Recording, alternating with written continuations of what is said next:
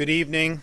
Hurricane Milton is currently in the process of making landfall in Sarasota County as a Category 3 hurricane with maximum sustained winds of 120 mile per hour. It's moving toward the northeast at 17 mile per hour, and it will continue to move across central Florida throughout the night and into the early morning hours.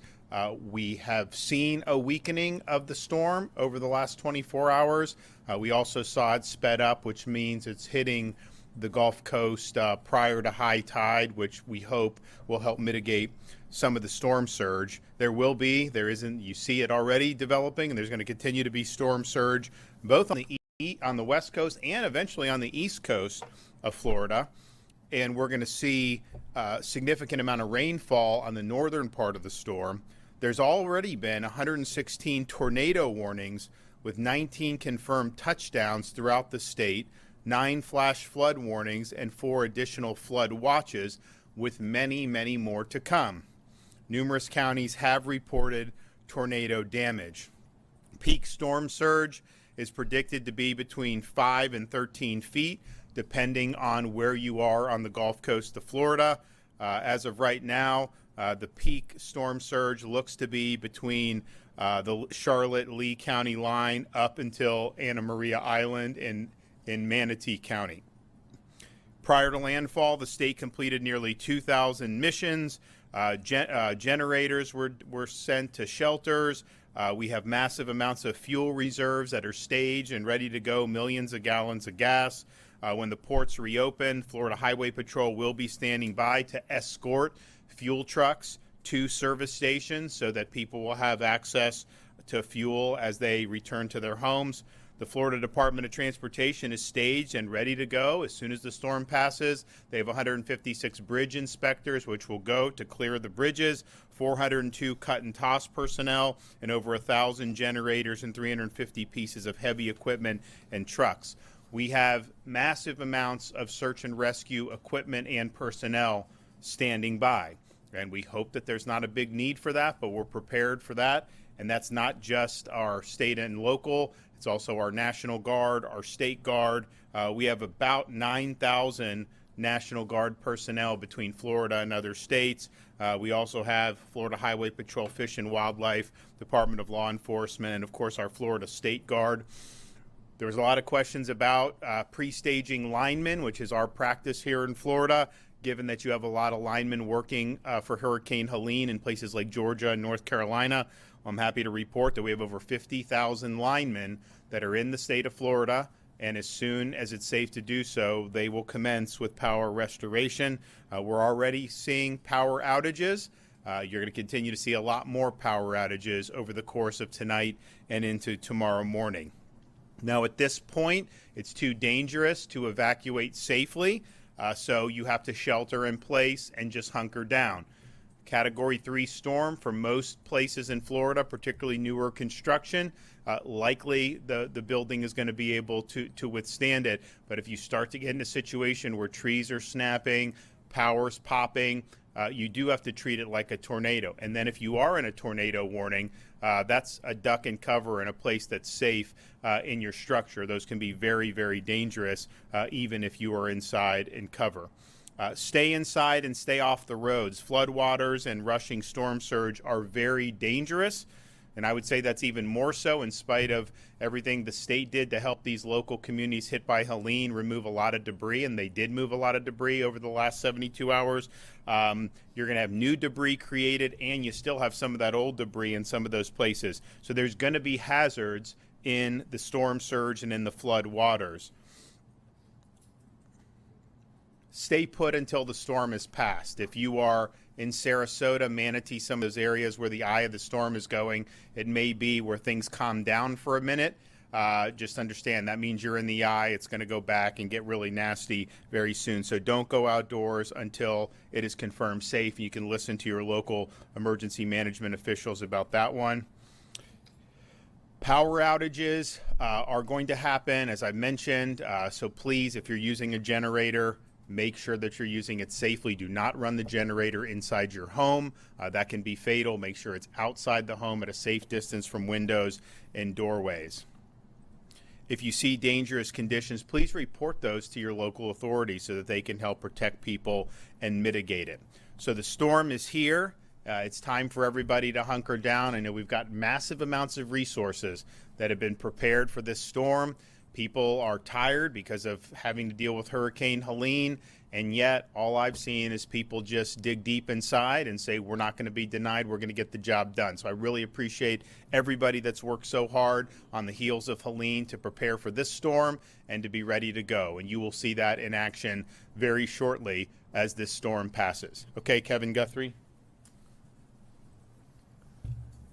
Thank you, Governor, for leading us through this. Appreciate your support. Conditions across the state continue to deteriorate as Hurricane Milton approaches landfall on Florida's. No more Michael. No, sir. No, sir. As Hurricane Milton approaches landfall.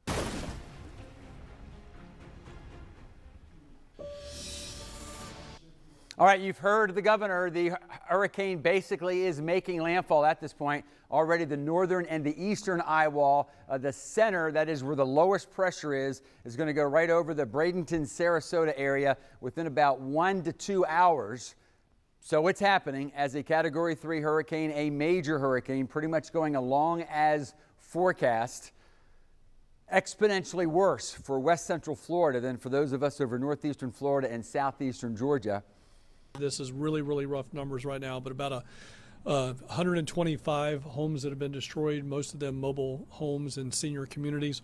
So we're trying to get into Florida's most vulnerable to make sure they're taken care of. If you have not already left, as I just said, as the governor just said, you need to stay inside, stay safe, and stay put. Make sure that you're getting to a central area of your home, that you're getting as low as you possibly can. That is, if you have a single-story residence and no storm surge, you want to get as low as you possibly can. I had this question asked to me earlier. Do I go to the bottom of the house if I got storm surge? The answer is no. If you've got 2 floors, you need to go to the lowest part of the second floor to escape the storm surge. Please do not. If you have storm surge coming in, please just do not go to the lowest level of your home. Do not attempt to leave your home or drive during the storm. Roads may be flooded, blocked by debris, or have down power lines. Please do not risk it. If you hear, as the governor said, if you hear trees snapping, that means that there is going to be flying debris. You should seek shelter immediately and treat it as if it's a tornado. Protect yourself from flying debris by putting household items such as pillows, heavy coats, blankets on top of you. There may be a point where you think the storm is over. If it goes from absolutely nothing or absolutely horrible and terrible to absolutely nothing, then you are most likely in the eye of the tornado. Please stay in place. Do not come out. We are anticipating power outages, as the governor's already mentioned, with this storm. Take time now, if you still have power, to keep those electronic devices plugged in and keep the charge full. If you lose power and are going to use a generator for backup power, please use it safely. You've heard the governor and myself say this. Keep it 20 feet away from the doors and windows of your home. Make sure you wait 20 minutes for it to cool down before you refuel it. Make sure it's on a clean, dry surface. And then be sure to have a carbon monoxide monitor in your home. After the storm has passed your area, it is critical that you listen to local authorities for guidance on when it is safe to go outside or to return home. Do not venture out. Hazardous materials, debris, and flooding could still be present. Do not attempt to clean up the debris by yourself, especially fallen trees or power lines. If you see a dangerous condition, please report them to your local authorities utilizing your 911 lines or non-emergency lines. Residents needing information can continue to call our State Assistance Information Line, which will be open for most likely weeks. That number is 1-800-342-3557. That's 1-800-342-3557.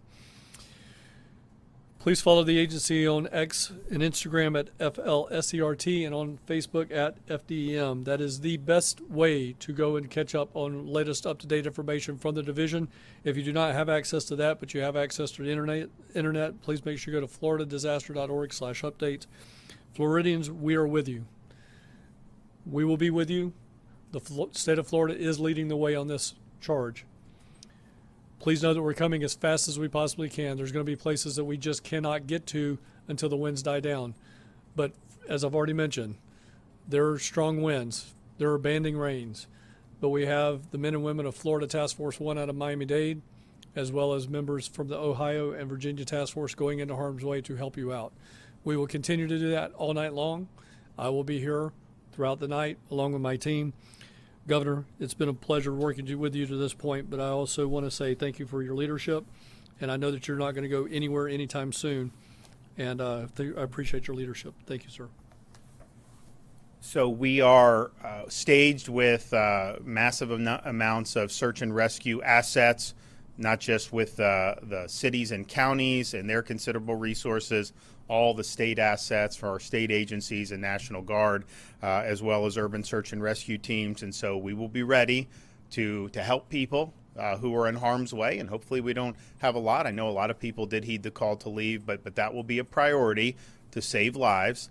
We also have a record number of people there for the restoration of power. These linemen, people love seeing the linemen coming in on the interstate. It's a great sight. They will get to work, get their power resumed as quick as possible. And then we have massive amounts of fuel on standby that we can use, but we also want to make sure these ports get up and running. I mean, we'll see what the damage is to Manatee and to Tampa. We have been discussing, and Kevin and his team have been discussing with our federal partners like the Army Corps and some of these agencies, some expectations about getting these ports back. And I think there's a difference between kind of Florida expectations, which is like we get this stuff done quick, and maybe how the federal bureaucracies have typically worked. But I think that we have had very good conversations. I think there is a sense of urgency with some of the federal agencies as well, but we want to get these ports back open as quickly as possible. We're going to have to assess some damage. Now, the track of this storm, the fact that it is Sarasota, perhaps the Port of Tampa is not going to take a major hit like it would have if it was a direct impact, but we'll see. Manatee is probably going to be a little bit closer to where it's getting some of the big impact, but we think it's really important that all services are be able to resume, and we have contingencies to be able to get fuel in where it needs to go, but it sure be a lot easier if we just get that coming into the ports. And so those are all going to be priorities from here on out. So if you are watching this, just hunker down. If you're in the path of this storm, it's dangerous outside. There's going to be a lot of hazards.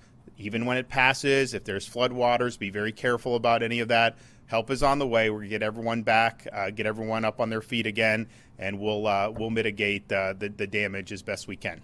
The president said that he has spoken with you. Have you talked about getting more resources from the federal government here in the state, getting things back open? So as I mentioned, we've been discussing with some of the federal partners about acceleration of what needs to be done if something needs to be done on these ports. To say like, oh, it's going to be weeks for a port, no, that doesn't work. Okay, we got to get it open. And I think they're of the same mind, and I think that Kevin and our team have had good conversations. We've also, Kevin, I know, is talking, both Kevin and I talk with the FEMA administrator about some of the things that we're looking for. For example, with this debris. Let local governments do the debris a little bit differently so that we incentivize people to come and do it quickly. Because the way it goes now, it was hard to even get people to do their debris. You had them going other ways. It just didn't make economic sense for doing that. And a lot of the debris takes like 6 months to do, and that's just kind of been the standard. I think we showed by surging our resources, which is really unprecedented, we knocked out a lot of debris in like 72 hours. So we want to have a debris where there's incentives to do it and do it quickly. I don't want to have to even talk about this now, but we're not out of hurricane season. There is the possibility of another storm brewing, and that's going to come into the Gulf. It's possible. I hope it doesn't happen. But so we want to be able to have them with contractors and have them have things working with the FEMA reimbursements that makes sense. And I think Kevin, I think Administrator Criswell has been very receptive to that because it does. It just makes sense. Governor, Guthrie, in terms of the timeline of recovery, and last time with Helene, you were able to get search and rescue units kind of out there before, if I remember correctly, before the sun even came up. That'll happen again. Yes. Happen again. So, yeah, they will do in the dark. That is totally, absolutely fine. It's just a question of making sure that it's safe for them to go out. So as soon as that storm passes, and the fact that it came in earlier than thought, that's good for the high tide because the high tide's not here yet. I think it'll help with the surge. But it's going to mean pretty much all the rescues are going to be done in the dark in the middle of the night. But that's fine. They're going to do that. All of our folks are doing that, and they will be on target. Since you have so many people here in the state, more than previous storms, are you expecting things to kind of be restored quicker than previous storms? Like Helene was power back within a week. Are we expecting that even sooner, 3 days, 5 days? Well, we need to figure out how much power is out. I mean, we just don't know, right? And so we'll see. But I thought, we didn't get hit with Dorian, but it was coming, so we prepared. I thought maybe we had reached 50 with Dorian. We didn't. We reached in the 40s. We did 40,000s for Ian in the 40s. This is the first time we've crossed 50, and so I think that that's good. I think there's a lot of people that are excited about going to work. I know Floridians really appreciate these guys when they get out there. And if you look, the fact that it's going Sarasota across, that's heavy Florida Power and Light territory. Those guys are a well-oiled machine at this. They do a really good job. A lot of their infrastructure handles the storms very well. And so a lot of times when you're talking about power restoration, if you have the people there and you go quick, you can potentially reconnect relatively quickly. If the whole thing is blown out where you have to rebuild it, it takes longer. My sense is that if it's a lot of FPL stuff, their infrastructure probably going to be able to weather a lot of this, so they'll have to do some reconnects, but maybe not a full rebuild. Fort Myers Beach for Hurricane Ian was FPL, and they honestly, they could have gotten the power back on very quickly. It was too dangerous to hook it up because of the homes with the storm surge, but their substations actually did pretty good. So I think it remains to be seen with that. Now, in terms of the search and rescue personnel, I'd like nothing better than to be here tomorrow night telling you we're sending all of it back to the states. I would love that, to say, you know what, we did whatever we needed to do, just like Helene, and then 24 hours later, it was fine. Thank you, and you guys go back home. We would love to do that. I'm hoping that we're not going to need them to be long, but it's just going to depend on what the damage is. So we'll see. I mean, look, these storms, it's like how many, what population, how many people, how much infrastructure, and this thing has come up. It kind of went east into Sarasota County. I don't know where they're going to say the landfall was. Maybe Venice, from what I'm looking on the radar. Maybe middle Sarasota County. But if it cuts across from there, there's a lot of rural areas. Whereas if it would have gone into Tampa Bay and rode up I-4, that's like millions and millions of people. I do think north of the storm, there's a lot of precipitation. I think you're going to see inland flooding in central Florida, north central Florida. I think you're going to see storm surge in northeast Florida, places like Daytona Beach, Flagler Beach, St. Johns County. I think you will see that coming on the backside of the storm. So we'll see how all that shakes out. But bottom line is we have the resources amassed. We'll use all that we need. But yes, I hope I can just send a bunch of them home to say, we got the job done. And FHP posted a video earlier today of a dog chained to a fence. They went and rescued it. Do you know what's happening with that dog? I mean, first of all, what kind of an animal would just leave a dog chained to a pole in the middle of a hurricane? I mean, it's just unbelievable that somebody would do that. And so I'm thankful for the FHP folks out of Tampa for rescuing the dog. They did bring it to the vet. The dog has a clean bill of health. And who knows, maybe we'll do some adoption, put the dog up for adoption, and we can have some people in Florida come and compete for it and take it. But, it's just like, I mean, people do a lot of dumb things, but you just see that. And so I hope they find the person who did it. And that person should have the book thrown at them. We've got very good laws in Florida against animal cruelty. These dogs, we've got dogs that are going to be helping in the storm. These police working dogs, they're great. They're great canines. So we don't have tolerance for that in Florida. I thought it was outrageous that somebody would do that. Can you talk about the size of the storm and what people should expect from the wind fields, how wide the eye is, or anything like that as it comes on shore? So it's interesting. I think the storm did deteriorate because of the wind shear. I mean, we were here, 24 hours ago, and it was 180 miles an hour. And no one thought it was going to come ashore at that. but I think a lot of people thought it was going to come ashore as a pretty strong 4, and it ended up coming as basically a mid-level 3. Now, it doesn't mean there's not storm surge. It doesn't mean there's not hazards. There is. It's a serious, serious storm. But in terms of some of the damage that we're going to see from wind, there just is a big difference between 140, 150, and 120. We saw it with Hurricane Ian, which was basically a Category 5. I think it may have landed just a tick below. Of course, we saw it with Hurricane Michael, which was a Category 5. As you get into the 120 range, 115 range, still hazardous, can still do a lot of damage. But Florida buildings in particular, new ones, they're going to be able to withstand that for sure. And so I think that likely, look, I'm cautiously optimistic that with the Florida building code, that you're going to do. Now, the storm surge is a different story, and we've had storms that, Hurricane Michael was not necessarily known for being massive storm surge, even though it was like a tornado and it obliterated so many structures. And then there have been other storms that have been Cat 3 that produced massive storm surge. So I think it's too early to tell on that, but I think the fact that whether it was the shear or whatever happened, the fact that it did weaken before it made landfall is going to be benefit to us compared to what we were looking at 24 hours ago. But regardless of the winds from the storm directly, we've already seen probably more tornado watches than I've ever seen. I was talking to people, do you ever remember? No one remembers ever seeing this many tornado warnings that have been done. So that spun off a lot of tornadoes. And you have them, it's not like, there was Fort Myers, but there was Palm Beach, there was Port St. Lucie. I mean, it was all over the state. So that is a hazard for sure, and I think we're likely to continue to see those throughout tonight. Governor, on the point of the tornadoes, From FEMA about the declaration, or about the incentives for debris removal crews to get more of them coming in here? So as the governor said, he and I had a conversation today with Deanne Criswell. She's actually coming in here tonight at some point in time when weather permits to be with us tomorrow. But I will say she said that we were on the right track. She felt like that was a very good idea to get some type of incentive for individuals to come here. Maybe, again, incentivizing people from maybe west of the Mississippi, west of the Ohio River, so we're not competing against people that are in North Carolina.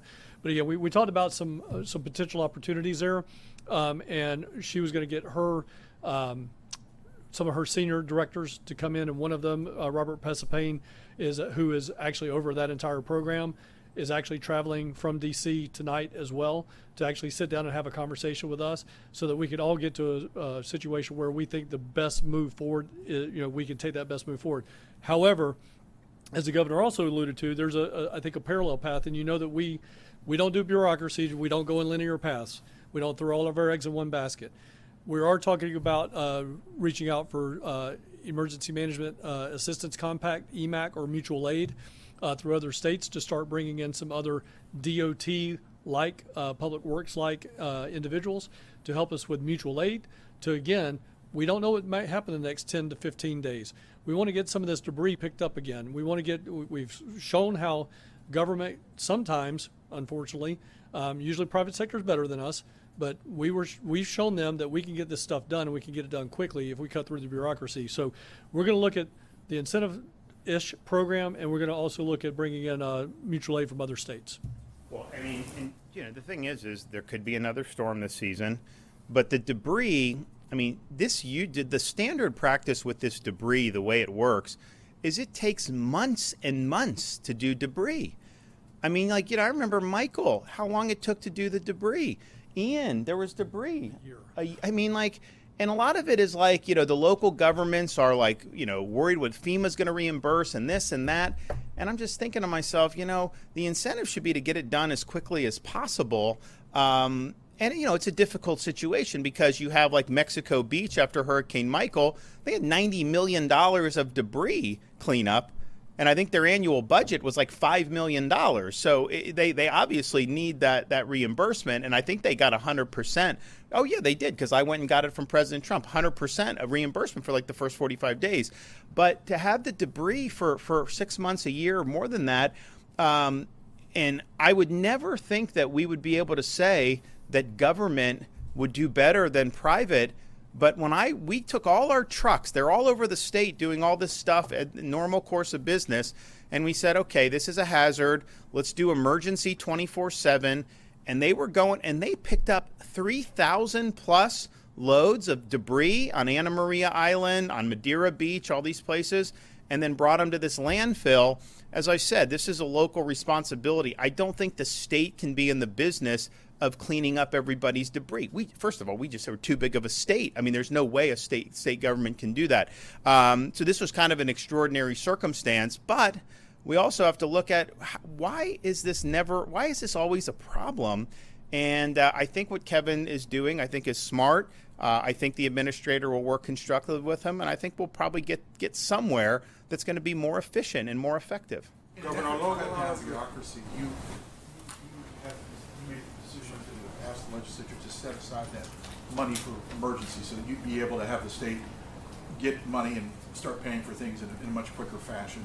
The budget system indicates that so far you've gone through about 250 million, which is about half of what you got. I mean, you guys. Well, no, we'll be fine. Yeah, I mean, if we exhaust that, I still under emergency, I still can do, and we'll do that. And I would say, this will probably be a 90-10 storm, you think, or We're going to ask for it. yeah. So we'll end up asking for 90-10 for a lot of this stuff, and it just takes a while, but we know we'll get it. I mean, we're still getting reimbursements from some of these past storms, so it's just the way it is. But yeah, we're fine. We have what we do, and look, when you deal with these storms, you got to make a decision.